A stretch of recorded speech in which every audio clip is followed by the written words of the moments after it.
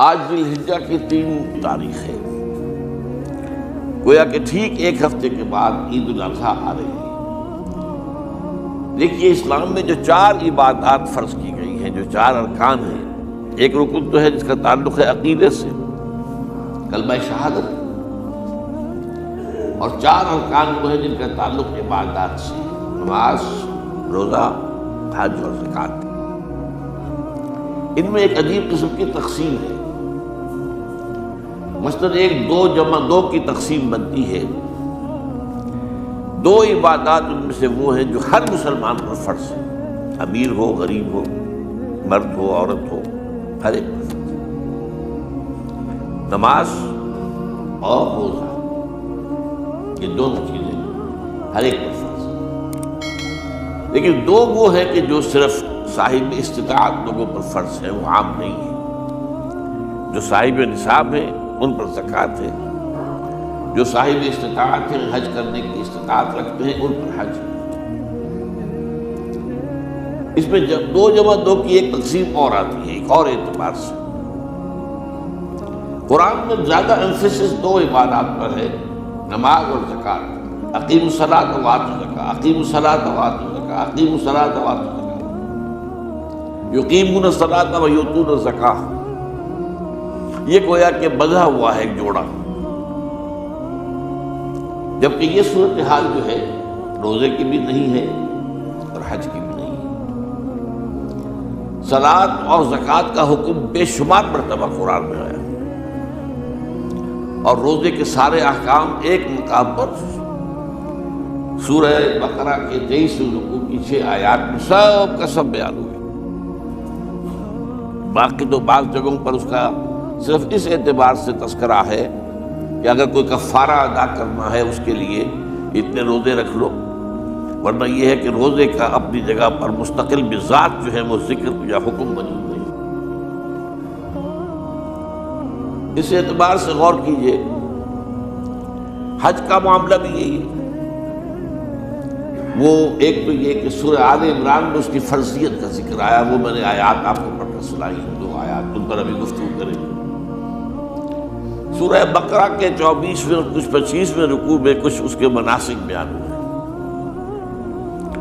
سورہ حج کے 4تھے رکوع میں اس کے مناسک بیان ہوئے، بس باقی پورے قرآن میں تو اس کا ذکر نہیں ہے۔ تو اس اعتبار سے فرق ہو گیا 2 جمع 2 کا۔ لیکن یہ جو دن کی اہمیت اس اعتبار سے کم ہو گئی ہے، اللہ تعالیٰ کی عجیب حکمت نظر آئی کہ ہماری جو 2 عیدیں ہیں وہ ان 2 عبادات کے ساتھ منسلک کر دی گئی۔ روزوں کے اختتام پر عید الفطر، حج کے ساتھ عید الاضحیٰ۔ تو گویا کہ ان 2 عبادات کی اہمیت میں اگر کسی درجے میں کوئی کمی محسوس ہوتی ہے قرآن مجید کے بیان کے حوالے سے، تو اس کی تلافی اس سے ہو جاتی ہے کہ عیدین ہماری 2 ہی عیدیں، 2 ہی تہوار ہیں، اور وہ ان 2 عبادات کے ساتھ جوڑ دیے گئے۔ اب آخری بات سمجھیے، 3 جمع 1 کی بھی ایک تفریق ہے۔ 3 عبادات وہ ہیں جو مؤقت ہیں صرف، یعنی معلق بالزمان، ان کا تعلق وقت کے ساتھ ہے، یہ نہیں کہ کسی خاص جگہ سے متعلق ہے۔ نماز ہر جگہ فرض ہے، ہاں البتہ اس کا وقت آئے گا، اگر سورج جو ہے نصف النہار سے ڈھلکے گا تو ظہر کا وقت ہوگا۔ اگر کسی وجہ سے اللہ تعالیٰ کی حکمت ہو کہ سورج وہیں کا وہیں کھڑا رہ جائے تو ظہر کا وقت آئے گا ہی نہیں، ظہر فرض ہوگی ہی نہیں۔ مغرب اسی وقت فرض ہوگی جبکہ سورج غروب ہو جائے۔ اگر کسی وجہ سے سورج غروب نہ ہو، اور کیا پتہ یہ ساری باتیں جو ہے قیامت کا جو زلزلہ آنے والا ہے اس میں یہ ساری ہی باتیں ہونے والی ہیں، سورج مغرب سے طلوع ہوگا، یہ تو وضاحت کے ساتھ کہا گیا ہے، تو مغرب کا وقت نہیں آئے۔ اسی طریقے سے رمضان کا مہینہ آئے گا تو روزے فرض ہوں گے۔ اس حوالے سے یہ زمانے کا تعلق تو ہے لیکن کسی مکان سے کوئی تعلق نہیں۔ حج وہ ہے جس کے تقریباً تمام مناسک جو ہیں وہ ایک خاص مقام پر ادا ہوتے ہیں۔ آپ سفر کر کے جائیے، مکہ مکرمہ جائیے، اللہ کے گھر کا طواف کیجیے، پھر وہاں سے جو بھی روانگی ہوتی ہے یوم الترویہ 8 ذی الحجہ کو نکلیے اور جا کر منا میں قیام کیجیے ایک رات، پھر 9 کی صبح کو نکلیے، عرفات جائیے، عرفات میں شام تک قیام رہے گا، لیکن مغرب کی نماز کے وقت کے بعد وہاں سے نکلیں گے، مغرب وہاں پڑھیں گے نہیں، وہ جا کر مزدلفہ میں پڑھی جائے گی عشاء کے ساتھ ملا، چاہے کتنی دیر ہو جائے۔ بہرحال یہ ساری چیزیں ایک خاص مقام کے ساتھ ہیں، منسلک ہیں، ہر جگہ پر یہ ادا نہیں ہو سکتی۔ اب اس میں دیکھیے حکمت نظر آ رہی ہے، چونکہ حج جو ہے ایک خاص جگہ پر ایک خاص مقام سے وابستہ ہے، اس کے ساتھ جو عید الاضحیٰ وابستہ کی گئی ہے، یہ گویا کہ حج ہی کے ایک رکن کو پھیلا دیا گیا ہے۔ قربانی جو مناسک حج میں بڑی اہمیت کی حامل ہے، اسے عام کر دیا گیا۔ تم مدینے مکے تو نہیں پہنچ سکے ہو، لیکن یہاں پر قربانی کے اندر تو شریک ہو جاؤ۔ اور بعض مشابہتیں اور بتائی گئی ہیں کہ ذی الحجہ کا چاند طلوع ہو جائے تو اس کے بعد حجامت نہ کراؤ، ناخن نہ کاٹو، وہ جو کچھ بھی آپ کو معلوم ہے احرام کی کچھ پابندیاں ہوتی ہیں، ایک مشابہت کسی درجے میں، ٹھیک ہے ہم وہاں نہیں ہیں لیکن ان کے ساتھ ایک مشابہت پیدا ہو رہی ہے۔ تو قربانی در حقیقت جو ہے عید الاضحیٰ، وہ گویا کہ ایکسٹینشن ہے حج کی، کہ تمام عالم اسلام کے اندر جو ہے تمام مسلمان جہاں بھی کہیں ہیں وہ حج کے اس ایک منسک کے اندر شریک ہو جائے۔ تو یہ میں نے چند باتیں تمہیداً عرض کی ہیں ان عبادات اربعہ کے بارے میں، ان کی جو ریلیٹیو حیثیت ہے ہمارے دین میں۔ اب آئیے حج کا معاملہ کیا ہے، وہ پورا ایک خاص علاقے سے متعلق ہے اور ایک خاص شخصیت سے متعلق ہے، یہ بھی نوٹ کریں۔ چنانچہ جو آیات میں نے آپ کو سنائی حج کے بارے میں، ان اول بیت وضع للناس للذی ببکۃ مبارکا وہدی للعالمین، یقیناً پہلا گھر جو بنایا گیا لوگوں کے لیے، یعنی اللہ کی عبادت کے لیے، کہ لوگ وہاں جمع ہوں اللہ کی عبادت کے لیے، وہ ہے جو بکہ میں ہے۔ بکہ اور مکہ یہ ایک ہی لفظ ہے، تورات میں بکہ کا لفظ آیا ہے، قرآن مجید میں مکہ۔ یہ تھوڑا فرق جو ہے یہ تلفظ کا ہو جایا کرتا ہے مختلف زبانوں کے اندر، جیسا کہ آپ کو معلوم ہوگا کہ آج کل جو عرب کے لوگ ہیں وہ قاف کو گاف پڑھتے ہیں، گل، گم، قم کی بجائے گم، قل کی بجائے گل، اقول لک اقول لک، وہ گاف۔ تو یہ جو ہے فرق ہو جاتا ہے۔ تو بکہ، وادی بکہ، یہ ہے در حقیقت مکہ مکرمہ۔ تو پہلا گھر جو بنایا گیا ہے، اور اس کے بارے میں جو یہ عام طور پر مشہور ہے کہ اس کے معمار حضرت ابراہیم ہیں، یہ بات صحیح نہیں ہے۔ اس کے معمار اول حضرت آدم علیہ السلام خود، اول بیت ہے نا، پہلا گھر۔ تو کیا یہ ممکن ہے کہ آدم سے لے کر ابراہیم تک کوئی گھر اللہ کی عبادت کے لیے بنائی نہ ہو؟ تو ناممکنات میں سے اول بیت میں خود دلیل موجود ہے، حضرت آدم علیہ السلام نے اس کی تعبیر کی۔ البتہ اس کے بعد بعض سیلابوں کی وجہ سے یہ عمارت گر گئی اور کچھ جو وہاں پر آبادی بنی تھی وہ بھی ختم۔ تو ایسے آتے ہیں، آپ کو معلوم ہے یمن میں جب ان کا ایک بند ٹوٹا تھا بہت بڑا، سد معارب، تو پھر وہاں جو اتنی خوشحالی تھی اور جو وہاں پر جو باغات تھے اور جو کھیتیاں سب برباد ہو گئی، اور وہاں سے لوگ جو ہے نقل مکانی کرنے پر مجبور ہو گئے۔ یہی یمن کے قبائل تھے جو جا کر شام اور عراق میں آباد ہوئے، یہی یمن کے 2 قبیلے تھے جو مدینے میں آ کر آباد ہوئے، اوس اور خزرج، یہ یمن کے قبیلے تھے۔ تو اس بند کے ٹوٹنے کے بعد اگر خدا نہ خواستہ اگر ہمارا تربیلا ڈیم ٹوٹ جائے کیا ہوگا؟ پچھلے دنوں خبریں آئی ہیں اخبارات میں کہ ہندوستان میں غور ہو رہا ہے اس پر کہ تربیلا ڈیم کو اڑا دو. وہ سوچ رہے ہیں پاکستان کو ختم کرنے کی سبیل کیا ہو سکتی ہے. تو بڑی سمپل ہے اور بڑا آسان کام. بمبارڈمنٹ کر دینا جو ہے ٹھیک ہے، ان کا جہاز آئیں، کچھ کو ہم گرا بھی لیں گے، کچھ تو آ کر جو ہے وہاں پر وہ اپنے بم جو ہے وہ ہدف کے اوپر گرا جائے گا. کیا ہوگا؟ یوں سمجھیے کہ جو سونامی کا آیا تھا سیلاب، وہ سونامی کا سیلاب آئے گا بھارت پاکستان کے اوپر اور ہر چیز تباہ و برباد. کم سے کم یوں سمجھیے کہ تقریباً 100 میل کی چوڑائی میں، اور بھی یہ سب جو ہے ریگستان بن جائے گا، ہر چیز ختم ہو جائے گا. خدا نہ خواستہ، خدا نہ خواستہ دوبارہ سد معارف کے بعد یہ صورتحال واقع ہوئی. تو اس کے بعد سے یہ جو ہے یہ اللہ کا گھر یہ جو ہے گرا ہوا تھا. اس کی کوئی اب صرف یہ کہ قواعد رہ گئے تھے. قواعد کہتے ہیں جو بنیادیں ہوتی ہیں، وہ پھر اللہ تعالیٰ نے حضرت ابراہیم کو بتائی کہ یہ ہیں وہ بنیادیں جن پر کہ وہ گھر ہوتا تھا.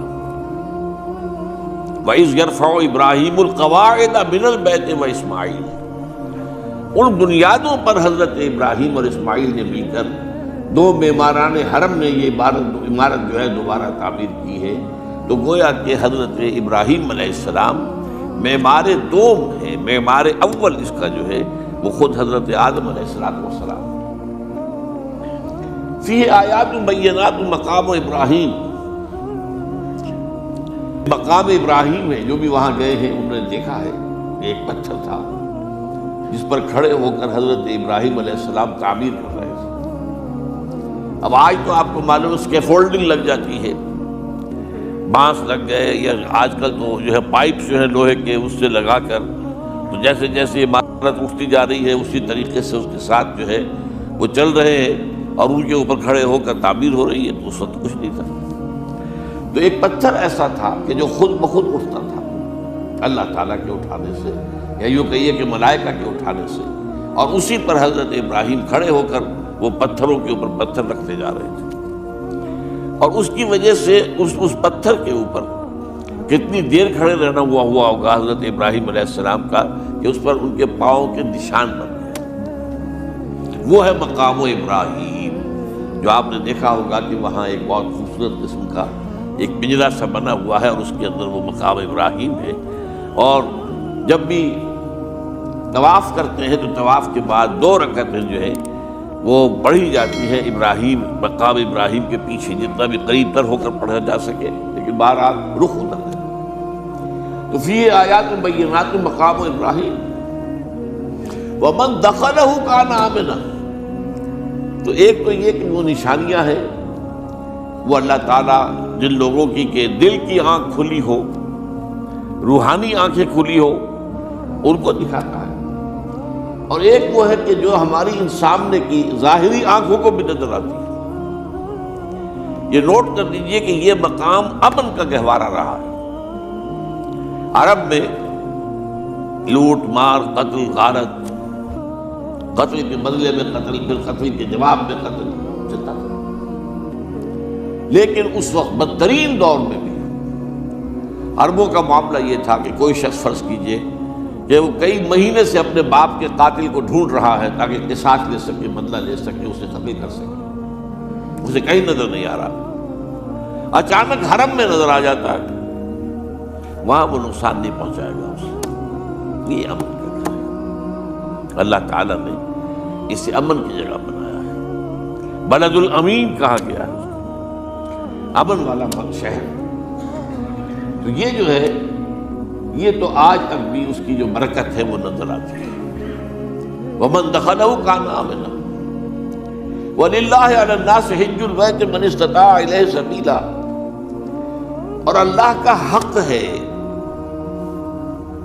اپنے بندوں پر کہ وہ حج کریں اس کے اس گھر کا جو کوئی بھی استطاعت رکھتا ہو سفر کی.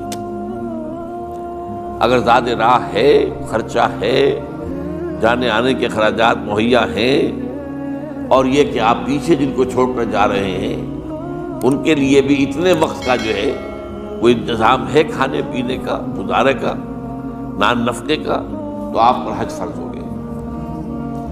اب اگر اس فرضیت کے بعد کوئی شخص تاخیر کرتا ہے وہ بڑے گناہ کے اندر مبتلا ہے۔ جیسے ہی فرضیت ہو جائے، پہلا کام جو ہے، پہلا قرض جو ہے، یوں سمجھیے یہ اللہ کا قرض ہے بندوں پر۔ یہ لام جو آتا ہے، لام اور اعلیٰ، لام کسی کے حق کے لیے، اعلیٰ کسی کے اوپر حق ہونا۔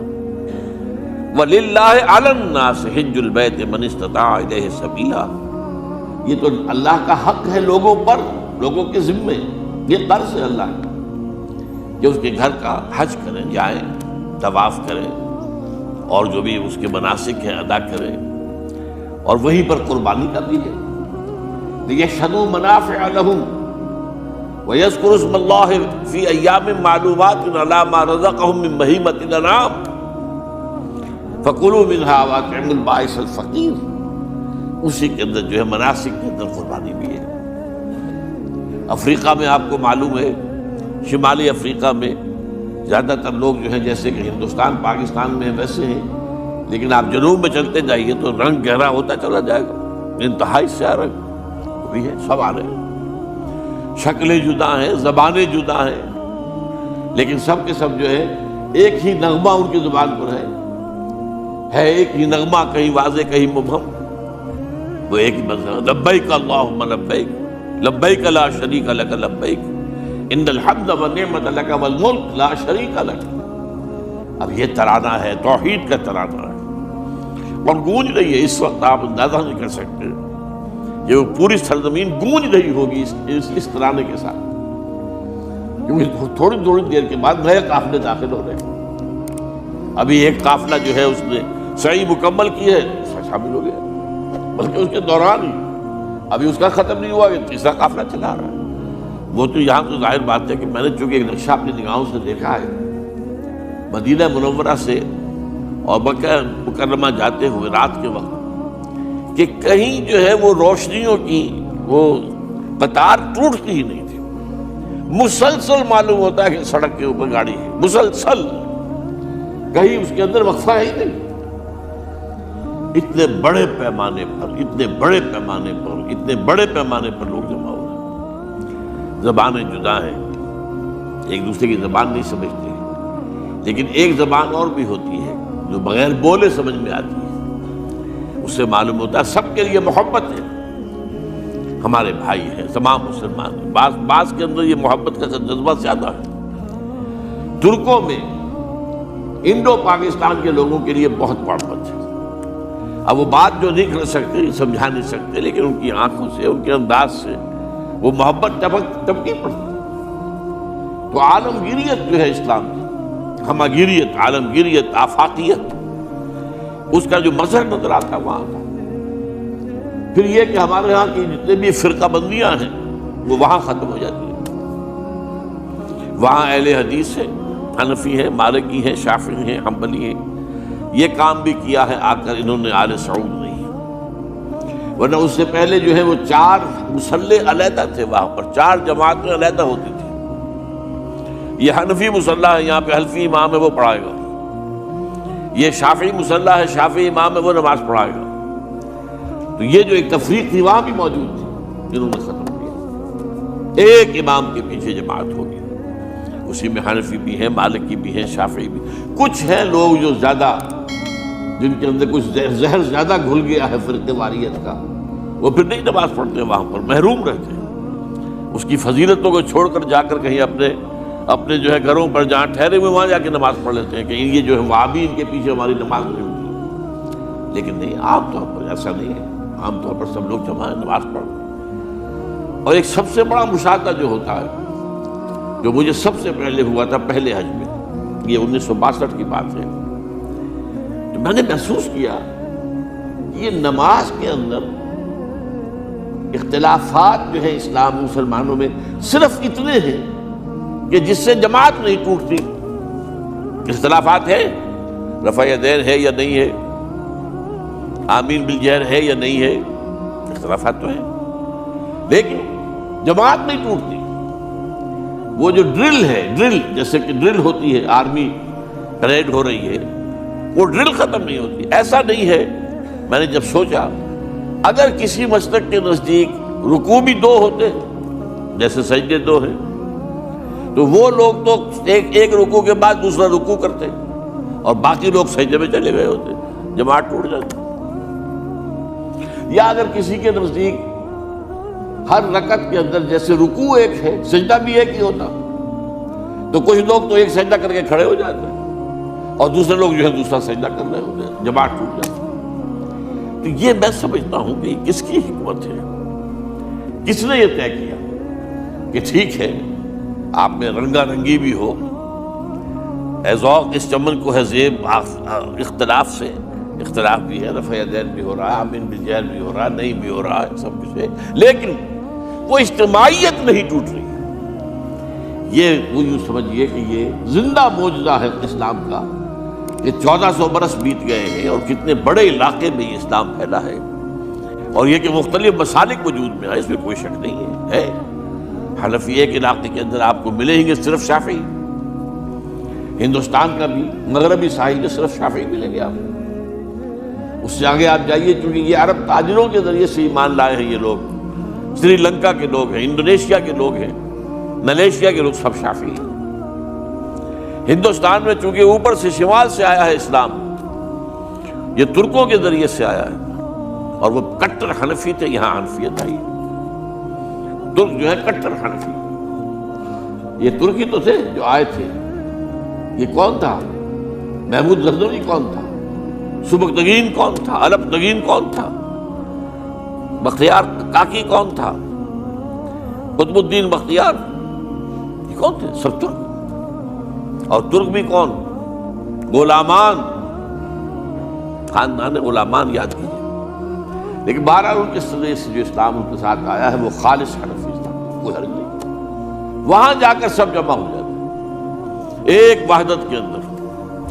تو یہ چند مشاہدات وہاں کے ہوتے ہیں جو ہماری ظاہری آنکھوں کو بھی نظر آ جاتے ہیں، جس کا کہ قلب کے اوپر بڑا گہرا اثر پڑتا ہے۔ اب میں ایک موضوع لے رہا ہوں، یہ جو قربانی کا مسئلہ ہے، اس کے بارے میں ایک زمانے میں تو بہت منکرین حدیث کی طرف سے اس کے خلاف بڑی جو ہے ایک مہم چلی تھی کہ ختم کیا جائے اس کو، یہ خام خواہ جو ہے خرچ ہوتا ہے بہت بڑا اور ضائع ہوتا ہے گوشت، اتنے بڑے پیمانے پر گوشت ہوتا ہے کھایا نہیں جاتا۔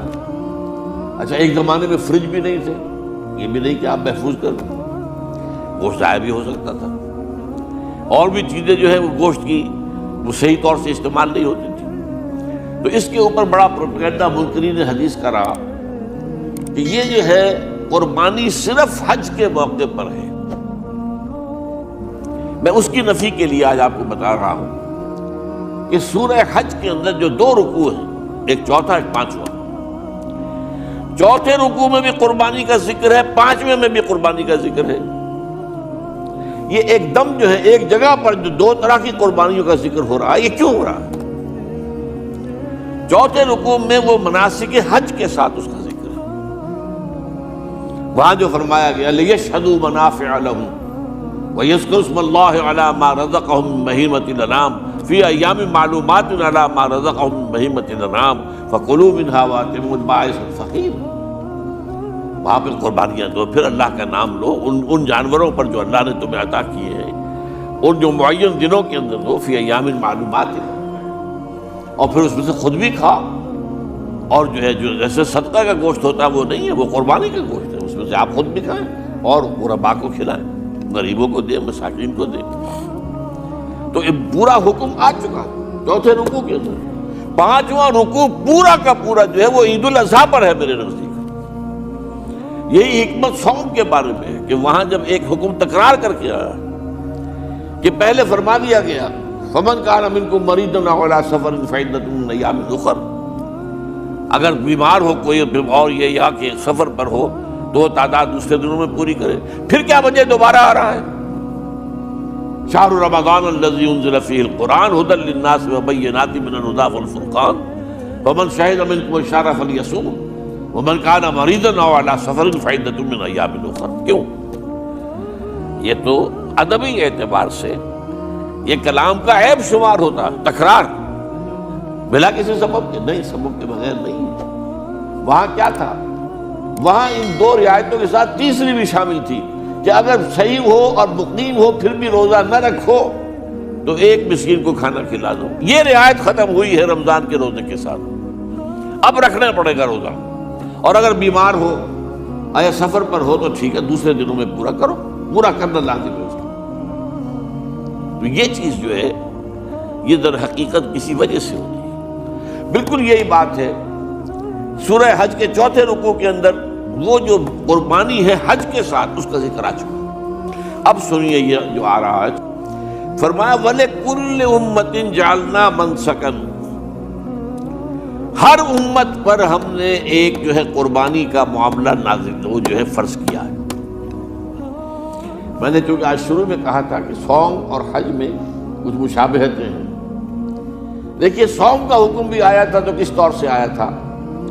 یا ایھا الذین آمنوا کتب علیکم الصیام کما کتب علی الذین من قبلکم لعلکم تتقون. اہل ایمان تم پر روزہ رکھنا فرض کیا گیا جیسے کہ فرض کیا گیا تھا ان پر جو تم سے پہلے تھے.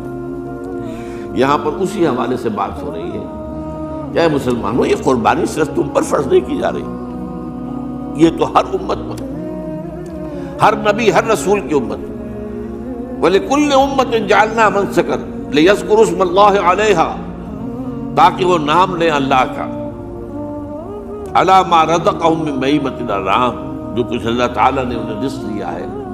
یہ چوپائے جو ہیں حیوانات قسم کے، ان پر اللہ کا نام لے کر چھری پھیری جائے، اللہ کے نام سے ان کو ذبح کیا جائے. فَإِلَٰهُكُمْ إِلَٰهٌ وَاحِدٌ فَلَهُ أَسْلِمُوا. تو یہ جان لو کہ اس قربانی کی اصل روح کیا ہے، وہ یہ ہے کہ اللہ تمہارا ہے.